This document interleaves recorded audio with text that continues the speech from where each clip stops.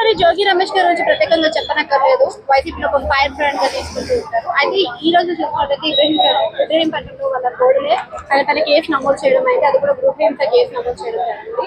సందర్భంగా మీ అభిప్రాయం ఏంటి? జోగి రమేష్ ఫైర్ బ్రాండ్ అంటే పార్టీ పరంగా ఫైట్ చేయాలి, అది వేరే. జోగి రమేష్ ఫైర్ బ్రాండ్ కాదు, ఫ్రాడ్ బ్రాండ్. అర్థమైందా? ఎట్లా అంటే తప్పది, కోడల మీద వాళ్ళ ఇంటిల్లో చాలా నుంచి ఇలాంటి అరాచ్మెంట్స్ జరుగుతున్నాయి. జోగి రమేష్ గారు, మీరు ఇట్లా ప్రవర్తించడం కరెక్ట్ కాదు. మీ ప్రవర్తన మంచివి కాదు. ఎందుకంటే స్త్రీ, ఆమె నీ కోడలు, నీ కొడుకుకి భార్య. అర్థమైందా? ఆవిడకి ఎంతో గౌరవం ఇవ్వాలి, మర్యాద ఇవ్వాలి. మన భారత సంస్కృతి సాంప్రదాయం ఏంటంటే స్త్రీని సంరక్షించాలి, ఆవిడ ఒక దేవతలా పూజించాలి. అట్లాంటిది మీరు ఆవిడ కొడతామో తిడతామో ఇట్లాంటి వ్యవహారాలు చేస్తున్నారని తెలుస్తుంది.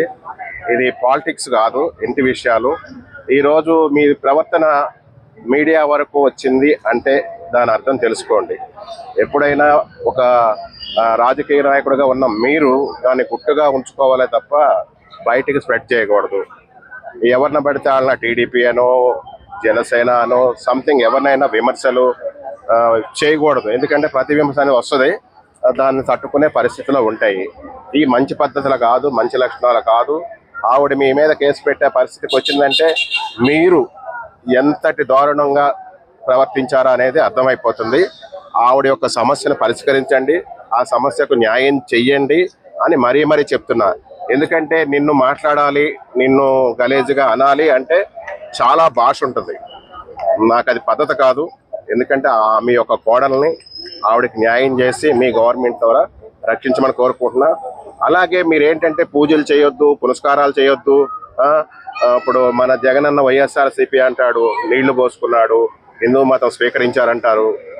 మీరందరూ కూడా ఏంటి నాకు అర్థం కావట్లేదు, క్రిస్టియన్సీ ఏమైనా తీసుకున్నారా? ఇవి కరెక్ట్ కాదు అని చెప్తున్నాను. ఎందుకంటే మన సంస్కృతి, మన సాంప్రదాయాలు, హిందూయిజం, మన దేశం హిందుస్థాన్.